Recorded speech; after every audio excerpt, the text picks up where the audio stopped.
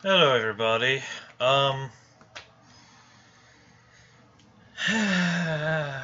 Remember when the legendary hero called Lyn? No one liked it because that was the fifth one. How do you think Lucina, who is even more overrated than Lyn, is going to turn out? Fifth skin? Also a colored archer.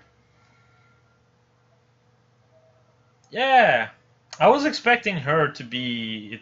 I had like two expectations, right? I had an expectation of Lucina or Crom and Sita.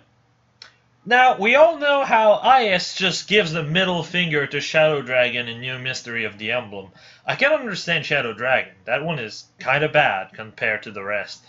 New Mystery of the Emblem, though, is actually one of the better games of the series. But moving on to whatever this is, we're having another colored archer. This is honestly quite sad because this is quite literally the worst color possible for a bow unit. So even if it has like really good stuff, I'm sorry, you're gonna struggle with reds. Reds, for fuck's sake. Oh my god. Wow. Wow. Anyway, let's start this. Oh, that's disappointing.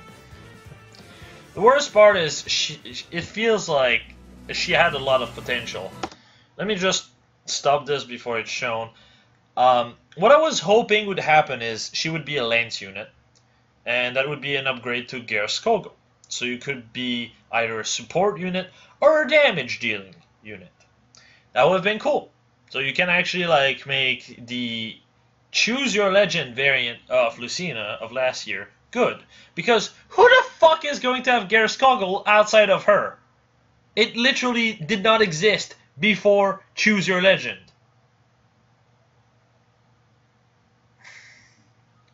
Instead we got a bow. I was hoping for that, and I was also hoping for Hector on Choose Your Legend to have a Durandal, like a new version of Durandal. So Eliwood and Roy would stop being, I don't want to say shit because they're not, but underwhelming, I guess is the word.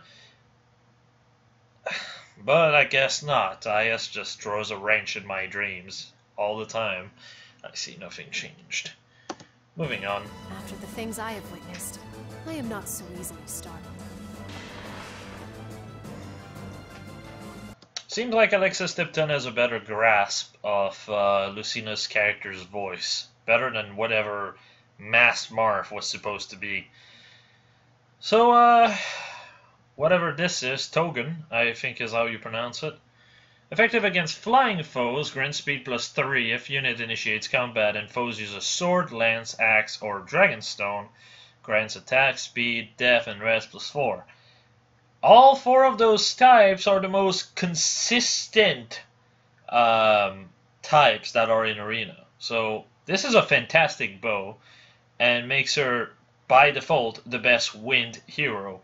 Not just for scoring, yes, despite Lyn, even if Lucina is being a bow, she's still gonna outscore Lyn.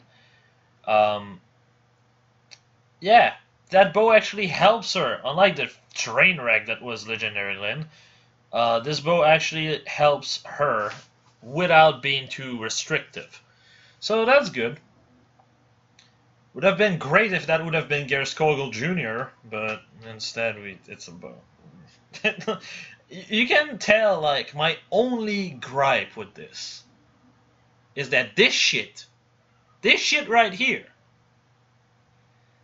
is a bow unit. If it was a lance unit, all of this looks good. Future Fusion, unit and target ally swap spaces. This is amazing. This is a positional skill that's going to score well in Arena. And by well, I mean sacrifice well. Now, if you've seen my video about how Arena score works, which I've shown a few things, you'd know Micaiah can score the same as a Soleil, because she has a 400 SP special assist, that is. This is a unique assist that's going to be to Lucina, so this is another 400 SP skill. Quite literally the best skill possible, the best type of skill possible to have a unique off, in my opinion, because DC or close defense are skills that are extremely, like, it's in the pool. It's not on a seasonal, it's in the pool. And you can just do that. That's not a problem. Assist, the best you have are double rallies, who sucks in battle. So this is a 400 SP swap skill, but not only this, it gives dance. What? It's dance and swap combined. Now, I just am very curious as to know if that's going to lower her BST even further. If that's the case, she's going to be dog shit. If she is 150, 151 BST as she should, however, that is not going to be a problem. Yeah. This is actually really good. So Sparrow is really solid. This is the 10th unit of the game that has Swift Sparrow. Yes, 1 in 28 units have Swift Sparrow in this game, innately. The more you know. Wings of Mercy, another 240 SP skill. That's great. Not very useful for her, but if all you want is scoring, well, this is an option. The only thing is, if you really want to score, you'll need close counter. And as a matter of fact, with close counter and all this kit, she scores the same as Soleil, while being a legendary hero. Yeah. So basically she scores the same as legendary Ephraim, if Ephraim has DC. Let that sink in. So yeah, this is a pretty decent skill set. Distant Guard is fucking garbage though. I'm sorry. Allies within 2 space gain if foe uses method of attacking that is dead and buried for the most part. Grant death or rest plus 4. Death and rest plus 4, sorry. Now, on the bright side, while the skill is shit, it's definitely meaning we're going to have a close guard skill at one point. This is most likely a 240 SP skill as well. And close guard 3 would be absolutely insane. There are so many characters that can actually like abuse close defense, and this would actually help them. This is like if it's close. If we ever get close guard, let's just put it this way: it would be so good that it's basically ward armor, but ward again on every unit if you score very well in arena, so you don't see majors. That's insane. That's really, really, really solid. And skill like these really, like, especially with like infantry rush, makes me very hopeful we get a guard adaptation of this. So basically, oh, I don't know, maybe infantry guard or just something guard that would just grant guard to any ally near it. And that would be fantastic. That would be absolutely fantastic. Maybe base it on the unit that has the AoE guard skill instead of on the units that actually use it, which again would be absolutely godlike.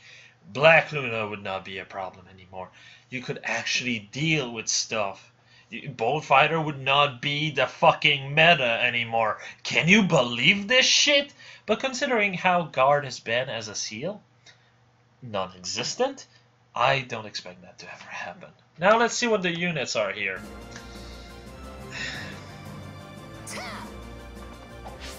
That animation looks better than Lynn's. Not gonna lie. Love how fucking Grima has to be harmed for her to have any shot at killing him.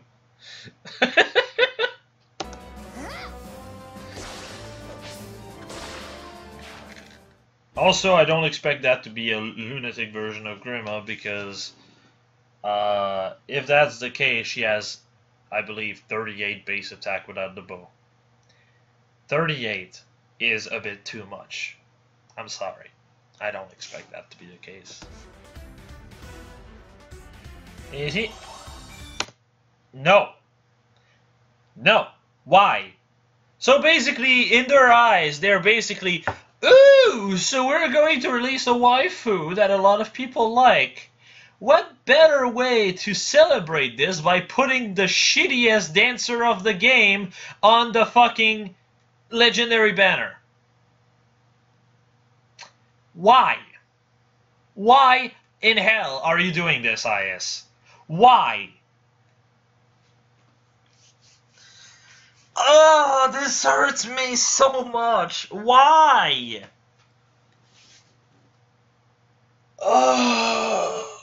So, I say this because Azura right here doesn't have a lot of attack where it matters. Her def is garbage. Can't tank any red for worth her life. Dies to most red she's meant to counter despite Sapphire Lens. Doesn't do any damage to them, or rather enough of it. Like I've seen Azuras that would just have like fucking Sapphire Lens and Fury, and then they would attack my fucking Ira and not do all for HP. Even with Swordbreaker, she failed to kill. But then my Ira is like, nah, dude, just one-shotting your ass. Oh wait, I'm red. You're blue with TA3. Doesn't matter. Like, fucking kill me. She is god-awful. Might as well just put Olivia while you're at it on the banner. Base Olivia, because Base Olivia is the current best dancer. Oh wait, that would make sense. Despite her not being 5-star exclusive, Azura is not good enough to be on a legendary banner. Fuck off. Wow, Braveland's third return. Third. I repeat, third. You could almost feel the lack of colorless. Jesus Christ, I'd rather see Jenny back than this character for the third time. But whatever. Lissa, no surprise. Was fully expecting that one. Again, no surprise. Again, no surprise. Not really surprised either. I was expecting that one as well. We all knew this. Again, no surprise. The pool of good enough colorless that are in there is so little they kind of have to do it. No surprise. Shittiest legendary next to the other almost garbage legendary. The only thing that makes Lucina still good, in my opinion, is the fact that she has this pseudo dance assist, which can suck because you don't want to swap away from the enemy, but at the same time you kind of have to sometimes. You can't really go away either when it matters, which is kind of but it's still something. Would be great if she had a lot of def, like maybe 30 def kind of deal. If she did have 30 def, which I don't expect her to have, let's be honest. I expect her to have like maybe 24, 25 at top. Then you can actually use close counter on her somewhat well. Her bow effect is only good when she initiates, so do keep that in mind. But yeah. Not really surprised either. Honestly, when I said I was not surprised with Exalt Chrome, I was like, it's either him or the new Reinhardt that's gonna come in. And we got Ishtar. So, Jesus Christ, alright. And Ryoma. Wow. This feels lackluster as shit. Lucina is not great. Not easy to merge. Cecilia does better. Lyn is meh. At least you have Bold Fighter on green. Colorless has Brave Lyn and Worse Brave Lyn, as well as Grima. Wow.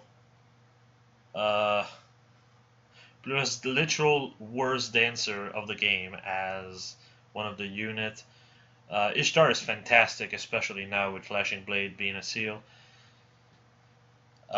Lucina was the newer one, whatever. New Year Camilla, pretty solid.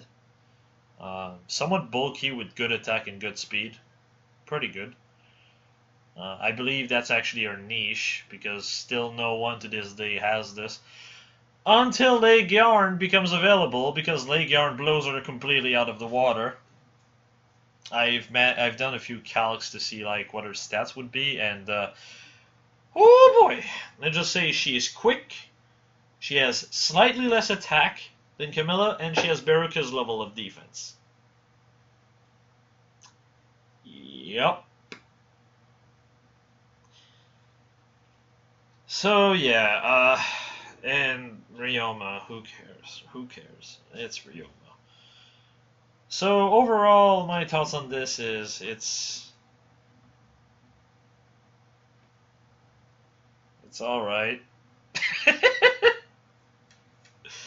I will make a full video once the rates are up for me to actually show what is good, what is not. Honestly, not too keen on this banner. The one good thing is, well, if I do get the legendary, I have someone else to grind. I'm out of unit to grind outside of Wallheart, which I can't actually get yet. I'm waiting for Wednesday to stream me blindly fighting his map. I've only heard it has a lot of reinforcement. Nothing else, so we'll see. Yeah, it's...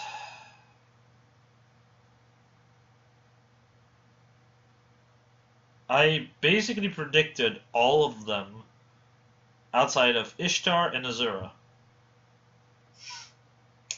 Yep. Wow, that's not predictable at all. But, I mean...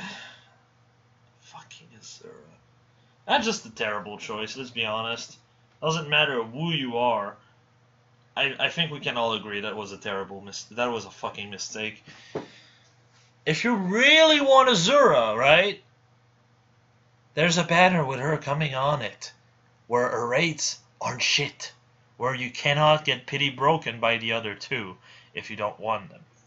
So yeah, I just hope the Dancer Curse won't hurt me once again, because I don't have money actually to spend on this banner. All I want is gonna be Lucina, so yikes.